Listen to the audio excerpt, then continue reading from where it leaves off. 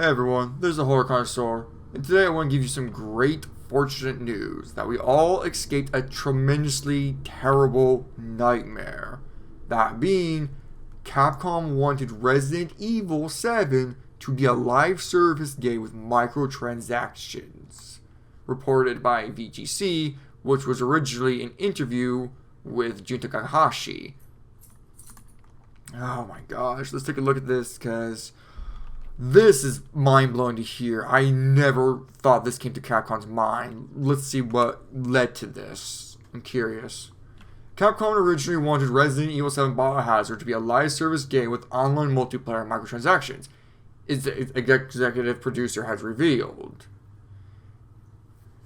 In a new discussion with Shinji Mikami, on the official Biohazard YouTube channel, which has become private, Jun Takahashi explained how Capcom was putting pressure on the development team to implement such features in the game, and so Takahashi was asked to join the project and scrap those plans.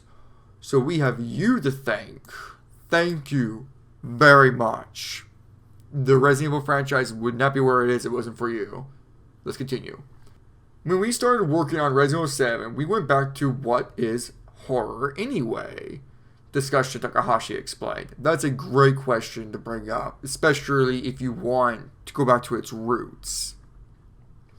I talked a lot about Resident Evil 7 director Koshi Takahashi. I'm sorry if I'm mispronouncing these last names. I'm sorry. So what are we going to do? We talked about this stuff even before I started working on Resident Evil 7, actually. And around about that time, there was a big push at Capcom, a big marketing push, saying we have to make the game players are asking for. Is this the same marketing team that drove Resident Evil 6 off a cliff?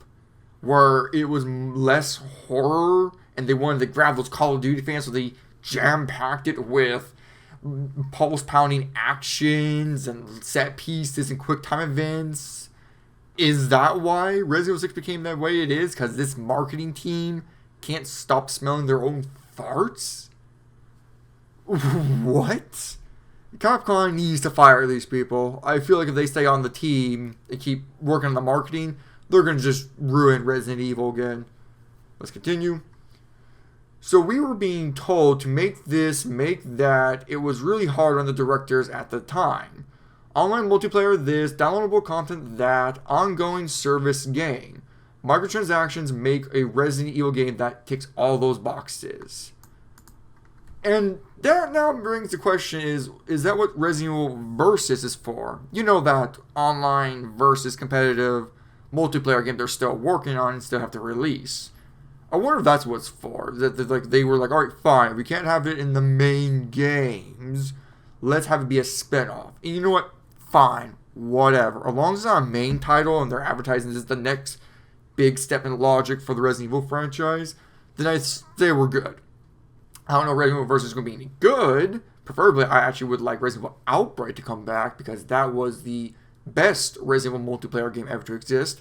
Sadly, I never got to play it, but I have a really good feeling that it probably would be the best Resident Evil multiplayer game. Anyways, seriously, there were so many demands. Those poor directors. Finally, our president, Kenzo Tsuchimoto, stepped in. He heard about all the unsuccessful attempts at that point. So this is one of those unforgettable moments for me. It was January 4th, the first working day of the new year. The president called me to his office. Resident Evil 7 is in pretty bad shape. Takashi-kun stepped in and helped make it. So that's how I ended up working on Resident Evil 7. Thank you again. My gosh. I cannot imagine Resident Evil 7 would have been like with microtransactions in the live service. It wouldn't be scary anymore. Did these marketing teams not learn what happened to Dead Space 3? One of the main reasons why people despise it is because of the introductions of microtransactions in that game.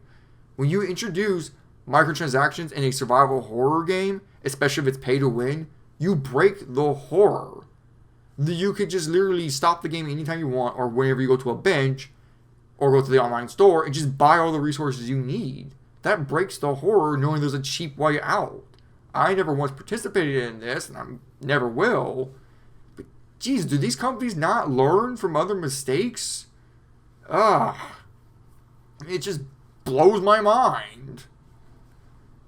I mean, don't get me wrong. There are microtransactions in, I think, Resident Evil 2 Remake where you can just buy everything you want, unlock everything, which doesn't entirely annoy me. At least it's not a grind fest to get those stuff. You actually kind of have to complete challenges to get those costumes and whatnot. So at least it was an option and not crammed down your throat like other live service games. Like, say, EA with their sports games and Ubisoft with their terrible, terrible live service games. Anyways, Takahashi explained that when he joined the team, he pushed to enlist Nakahashi as the game's director, then said about trying to remove the live service and microtransactions features Capcom was trying to implement. Capcom, seriously, stop. I wonder after the success of Resident Evil 7, they saw the light, Don't get me wrong, they still agree with, like I said, with those microtransactions being in Resident Evil 2, and I think maybe even Resident Evil 3 Remake. I don't know, I haven't played that one because, yeah, it had a lot of content, and I didn't like that. First, we decided that Resident Evil's roots are in horror. Yes. We talked about it a lot. The idea of multiplayer got killed off pretty quickly. If we got properly put in together, we could make an exciting horror multiplayer game. But we didn't really have any ideas, so we set it aside. I keep saying this. Resident Evil Outbreak is a great one. The maps were pretty good size. There was plenty of room. It wasn't, it was plenty of room for everyone to navigate in, but still keep that, claustrophobic feeling. And it was still a pretty scary game with item resources you have to share with among your teammates. I'd say they really should give that game a shot again. They should. And if that leaks are true that they are remaking it, awesome. But if that's my suggestion for them. Just do the Resident Evil Outbreak. Or just make Resident Evil Mercenaries online. I love the Mercenaries mode, especially with co-op. It's just so much fun to get a partner and just blast through 150 zombies and just rank up the highest score you can. It's a blast. So I say they should just make a Mercenaries mode that's multiplayer. Or just implement that as the multiplayer component for every Resident Evil game. I think that would work. Just keep it out of the main campaign. Now, could it work in a single-player game? Truth be told, Dead Space 3 kind of handled it well, where you played it single-player, it was like a traditional survival horror experience.